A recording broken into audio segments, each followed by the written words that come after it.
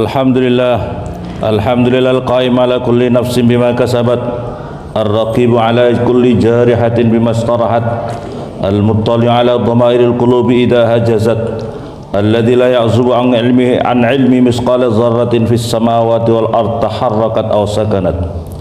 Asyhadu an la ilaha illallah wahdahu la syarika lah, ilahun la tuhitu bihi al-jihad, wa asyhadu anna sayyidina Muhammadan abduhu rasuluh sayyidus sadat. Allahumma salli wa sallim ala khairi khalqihi Muhammadin wa ala alihi wa ashabihi salatan wa salaman daimani mutalaziman ila yaumil misaq, amma ba'du.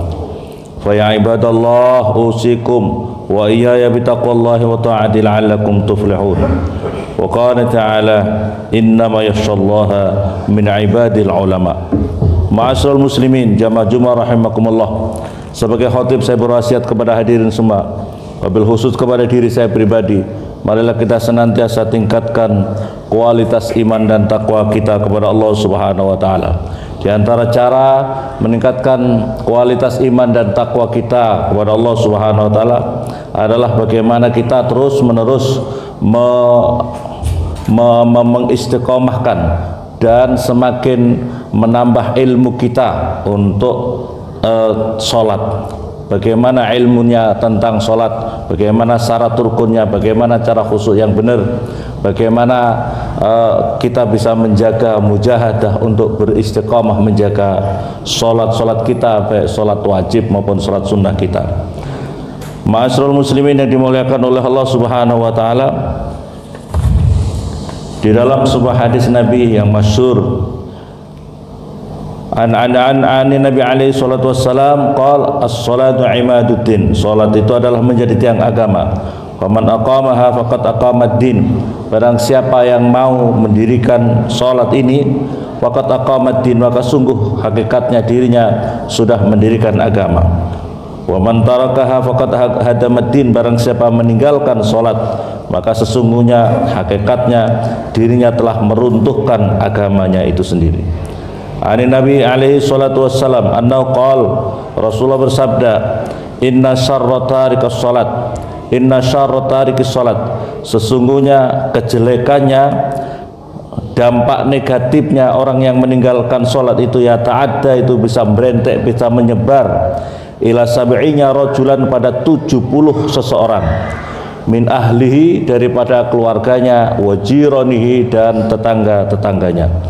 Maka ma'asyiral muslimin, ini dampak negatif dari orang-orang yang suka meninggalkan sholat itu adalah 70 orang. Jadi kalau kita misalnya punya keluarga kita 10 orang, maka dampak negatif itu sudah ditimpakan kepada 10 orang yang ada di rumah tangga kita.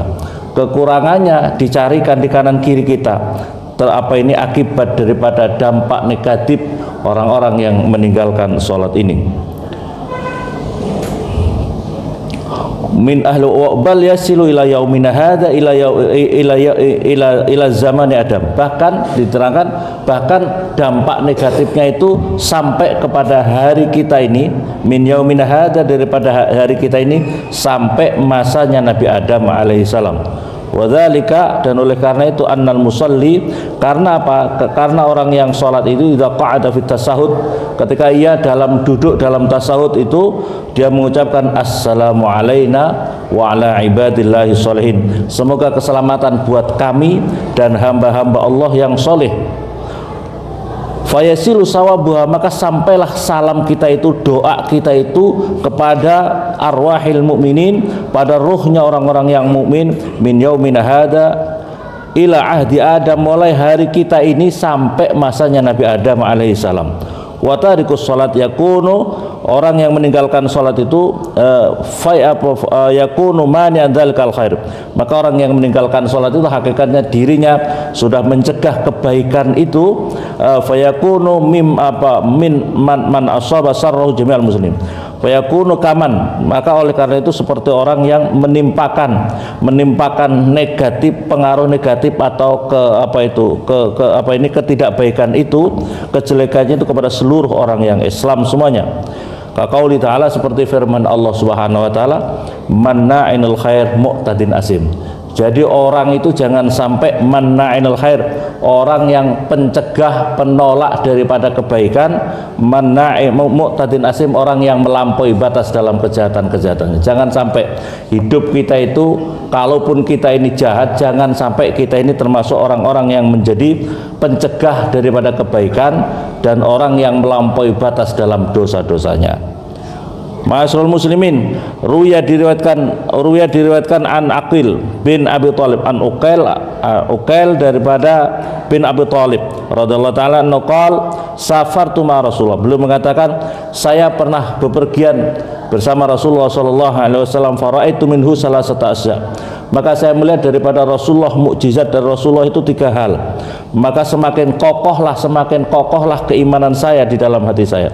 Bisa babia. Fa awwaluha, yang pertama beliau menceritakan saya ini berjalan sama Rasulullah sallallahu alaihi wasallam, maka ketika itu Rasulullah mau qadil hajat, qadil hajat. Kemudian setelah itu beliau memerintahkan, Uqail, kamu ini panggil ini, saya butuh satir penutup diriku karena mau qadil hajat. Pohon-pohon sana, sampaikan dari aku, suruh ke sini. Maka pohon-pohon itu begitu disampaikan, pohon-pohon yang di jauh-jauh itu kemudian bergerak dan kemudian berjalan dan kemudian mengelilingi Rasulullah, sehingga Rasulullah buang hajat itu kemudian tidak terlihat. Ini yang pertama. Dan setelah selesai, maka pohon-pohon itu kembali kepada tempatnya yang semula. Yang kedua adalah wasani ghalabanil ats, saya ini sangat haus. Kami ini perjalanan sama Rasul kemudian sangat haus. Falam ajidhuma, saya tidak menemukan air. Faqala alaihi salatu wassalam, ya Uqail, kamu naik ke bukit gunung, ke gunung itu. Waqri husminni assalam, sampaikan salamku kepada gunung ini. Wa kullahu in kana fikma faskini, gunung, aku menyampaikan salam kepadamu dari Rasulullah, jika gunung kamu ini punya air, keluarkanlah karena kami haus. Qala fasaitu al-jabal, qultu lama qala Nabi sallallahu alaihi wasallam la isanu kalam hatta qala al-jabal, maka gunung itu bisa menjawab bikalamin fasih, dengan bicara yang fasih. Qul li Rasulillah, sampaikan wahai Uqail kepada utusannya Allah Rasulullah, ana mundu yaumin anzalallahu hadil ayat, saya ini ketika Allah menurunkan ini ayat, ya ayyuhalladzina amanu qu anfusakum wa ahlikum nara wa quduhan nas wal hijarah, wahai orang-orang yang beriman, jaga diri kamu, keluarga kamu dari api neraka, yang waquduhan nas, yang bahan bakarnya neraka itu adalah dari manusia dan batu-batu. Abka minal faza, maka saya menangis karena saya takut an akuna zalikal supaya agar saya ini termasuk daripada batu-batu itu. Falam yabqami minni fi ma, maka oleh karena itu saya sama sekali tidak menyimpan air. Ini hadirin yang dimuliakan oleh Allah, gunung yang begitu takutnya karena bahwasanya nanti di neraka itu bahan bakarnya manusia dan batu. Gunung ini terus menerus susah, sedih, sehingga tidak menyimpan sama sekali air di dalam gunung itu karena saking takutnya, karena dia meminta agar supaya dirinya, batu-batu yang di gunungnya itu tidak menjadi bahan bakar dari neraka. Masrul muslimin, batu saja takut untuk masuk neraka, bagaimana kita, bagaimana anak-anak kita, bagaimana keluarga kita tidak mempunyai planning untuk takut kepada neraka. Caranya supaya kita ini termasuk wujud daripada takut daripada neraka, jaga sholat kita dengan istiqomah, kualitas ilmu kita ditingkatkan, jangan biarkan anak-anak kita tidak bisa ngaji. Masrul muslimin, dalam sebuah hadis yang masyhur diterangkan, tidak ada daripada keluarga, tidak ada seseorang yang membawa dosa yang paling terbesar nanti di akhirat menghadap Allah dibandingkan dirinya membiarkan istrinya, anak-anaknya, keluarganya bodoh dari masalah agama. Maka pentingnya hadirin, putra-putrinya suruh ngaji, jangan dibiarkan hanya mencari ijazah saja. Ijazah iya, tapi pinter ngaji itu adalah kewajiban kita sebagai orang Islam. Utlubul ilma minal mahdi lalat, carilah ilmu daripada mulai daripada gendongan, ketika masih bayi sampai liang lat. Ketika belum masuk ke liang lat, kita ini diharuskan untuk senantiasa tolabul ilmin. Yang berikutnya hadirin yang dimuliakan Allah, kan kunna namsi faidan nahnu bijabalin ya'du hatta balagha an akuna dzalikal hajar wal wasalis kunna namsi faidan nahnu bijabalin ya'du hatta balagha. Saya ini berjalan sama Rasulullah, tiba-tiba ada onta yang lari dan kemudian hatta balagha, sampai kuda itu onta itu menghadap kepada Rasulullah sallallahu alaihi wasallam. Onta ini berbicara, al-aman, al-aman min ya Rasulullah, al-aman, al-aman ya Rasulullah, amankan aku, tolong aku diaman Allah, tolong aku dilindungi, tolongkan. Falam yalbas, maka tidak lama kemudian hatta jal khalfa Arabi, maka kemudian datanglah seorang Arabi, orang kampung wa ma'ahu saif maslul, dan dia membawa pedang yang sudah terhunus. Wa qala Nabi sallallahu alaihi wasallam, ma nurid min hadzal miskin, apa yang kau kehendaki wahai Arabi, wahai orang miskin, ya apa itu min hadza, apa yang kau kehendaki ini dengan membawa pedang seperti ini? Qala ya Rasulullah, saya membeli ini onta dengan mahal, walaysa huwa yuti'uni, tetapi onta ini tidak patuh kepada saya, maka oleh karena daripada patuh saya memotong saja, barangkali dengan itu saya bisa mengambil manfaat daripada dagingnya. Wakala Nabi alaihi salatu wasallam, Jamal lima taksih, apa yang kau buat durhaka kepada orang yang pemilik Jamal ini, memiliki onta ini, apa yang kau lakukan wahai onta? Maka jawabnya onta menjawab Rasulullah, lasna a'sihi minal amal, saya tidak durhaka untuk melakukan pekerjaan-pekerjaan daripadanya wahai Rasulullah, walakinni a'si min dalikal amal al-qabih, tapi saya durhaka kepadanya karena dia punya amalan yang jelek, karena dia punya perilaku yang jelek, indahu li'annal qabilah allati wa fiha yanamuna an sholatil isya, mereka itu yanamuna, mereka tidur, orang-orang ini tidur daripada menjalankan sholat isya al-akhirah. Fala ahadaka ayusalliha ahadtuka al-la'asi, jika dia mau berjanji, jadi saya itu durhaka kepada dirinya karena dia itu tidak mau melakukan sholat isya, pada tidur saja tidak mau menjalankan sholat isya. Maka andaikan dia sampaikan kalau dirinya mau melakukan sholat isya, tidak suka meninggalkan sholat isya, maka saya tidak akan durhaka lagi kepada dirinya, saya akan patuh kepadanya. Waraja ila ahli Allah yuri ayat rukas salat wasallim al jamal ilahi, kemudian onta itu kemudian mau patuh karena janjinya orang Arabi, orang kampung tadi. Masrul muslimin, onta saja ini menyebabkan tidak patuh kepada bosnya, orangnya. Gara-gara apa? Karena orang itu tidak patuh sama Allah Subhanahu wa taala. Jadi kalau kita ingin keluarga kita, anak-anak kita patuh kepada Allah, ya harus dimulai daripada diri kita. Orang-orang tuanya yang harus patuh. Bagaimana mau nyuruh anaknya rajin sholat kalau orang tuanya tidak rajin sholat? Bagaimana menyuruh anak-anaknya seneng ngaji kalau orang tuanya tidak pernah seneng ngaji, tidak pernah hadir dalam majelis-majelis ngaji? Masyarul muslimin yang dimuliakan oleh Allah Subhanahu wa taala, Hukiya anna Isa alaihi salatu wasallam safara yauman fara'a qauman ya'budunallah. Diriwayatkan Nabiullah Isa alaihissalam pernah suatu ketika memasuki suatu daerah, yang daerah itu gemah ripah loh, jinawi luar biasa, makmurnya, damainya, amannya. Tapi kemudian beberapa hari berikutnya atau beberapa bulan berikutnya melewati kampung itu, ternyata kampung itu hancur lebur, rusak semuanya, kekacauan sana sini, dan perekonominya hancur lebur. Dan kemudian terus, ya Allah, apa yang menyebabkan ini kampung ini terkena musibah luar biasa seperti ini? Apakah mereka meninggalkan sholat? Apakah mereka sudah durhaka sedemikian rupa? Maka jawabnya Allah Subhanahu wa taala, tidak.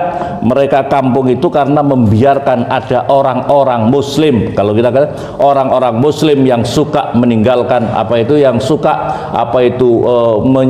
wudu, menebarkan air di kawasan itu karena dirinya tidak patuh sama Allah. Jadi orang sholat orang yang tidak sholat itu akibat dampaknya negatif kepada lingkungan, karena air yang ia taburkan dari mukanya, mandi yang dia taburkan dari badannya, karena pengaruh negatif meninggalkan sholat, itu dampak negatifnya kepada sekelilingnya. Maka karena hadirin yang dimuliakan Allah, daerah-daerah, kawasan-kawasan yang orang-orang rajin sholat, menjalankan ibadah dengan baik, kawasan itu mesti aman. Di antaranya hadirin yang dimuliakan oleh Allah, salah satu sholat supaya kita ini diberi pertolongan oleh Allah Subhanahu wa taala adalah kita mau menjalankan sholat 2 rakaat. Sholat 2 rakaat, rakaat pertama sholat sunnah, rakaat pertama membaca ayat kursi 10 kali, rakaat kedua membaca ayat kursi 10 kali. Setelah salam, ya Allah lindungi kami, ya Allah keluarga kami, anak turun kami dari seluruh bala musibah. Maka dikatakan dalam keterangan kitab itu, diterangkan orang yang menjalankan itu, maka seketika dia itu sebelum bangkit dari tempat duduknya, Allah melindungi dirinya, keluarganya daripada hal-hal yang apa itu bala musibah yang akan menimpanya. Maka oleh karena ini penting hadirin, hal-hal salat sunnah yang seperti ini kita lakukan. Salat wajib dilakukan dulu, salat sunnahnya adalah sebagai tambahnya.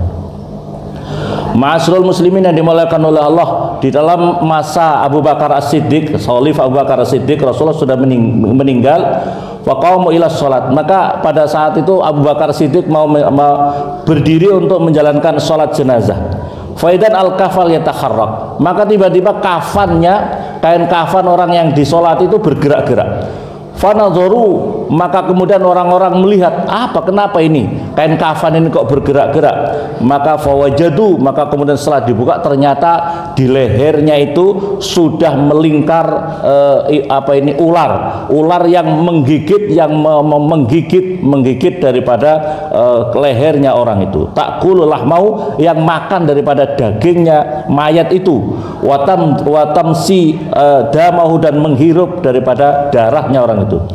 Faradu qatlaha, maka orang-orang pada saat itu ingin membunuh daripada ular itu. Faqalatal hayat, maka tiba-tiba ular ini berbicara, la ilaha illallah Muhammad Rasulullah, la ilaha illallah Muhammad Rasulullah. Lima taqtuluni, kenapa kamu membunuh diriku? Walaisili dzanbun wala khata, saya tidak punya dosa, saya tidak punya kesalahan, tidak punya dosa. Kenapa kamu membunuh? Fa innallaha ta'ala amarani, kata ular itu, Allah Subhanahu wa taala memerintahkan diriku an u'adzibahu ila yaumil qiyamah, agar aku menyiksa dirinya sampai hari kiamat. Faqalu ma khotoyahu, apa dosanya ini mayat? Faqala salasu khotoya, dosanya ada 3 hal. Pertama, al-awal kana idza samil adzan lam yaj'al jamaah. Yang pertama, ketika sudah mendengar azan dia tidak mau berjamaah, sholatnya itu tidak mau berjamaah. Saniyah la yakhruju zakat min malihi. Yang kedua, dia tidak mau mengeluarkan, menginfakkan harta bendanya. Ma'asyiral muslimin, di dalam harta benda kita itu ada hak-hak sabilillah, pembangunan masjid, anak-anak yatim, orang-orang duafa di kanan kiri kita. Ada hak-haknya itu di dalam harta benda kita. Dia tidak mau mengeluarkan. Wasaniyah wasalisah la yasmu qaulal ulama. Yang ketiga, dia tidak mau mendengarkan ulama. Dia tidak mau ngaji sama ulama, dia tidak mau hadir dalam majelisnya ulama, merasa dirinya sudah paling pintar, tidak butuh ngaji lagi. Ma'asyiral muslimin, padahal Rasulullah SAW bersabda, kalau kamu nanti melewati taman-taman surga, mampirlah. Apa itu taman-taman surga ya Rasulullah? Taman-taman surga itu adalah majelis-majelis ilmu, majelis-majelis ilmu yang ada di dunia ini. Orang yang suka hadir dalam majelis ilmu, maka dia akan dimudahkan untuk menikmati taman-taman surga di akhirat nanti. Semoga bermanfaat untuk kita semuanya. Barakallahu li wa lakum bil ayati wa barakallahu li wa lakum bil Qur'anil hakim wa taqabbal minna wa ankum tilawati wa sallallahu alaihi wa sallam wa anta khairur rahimin.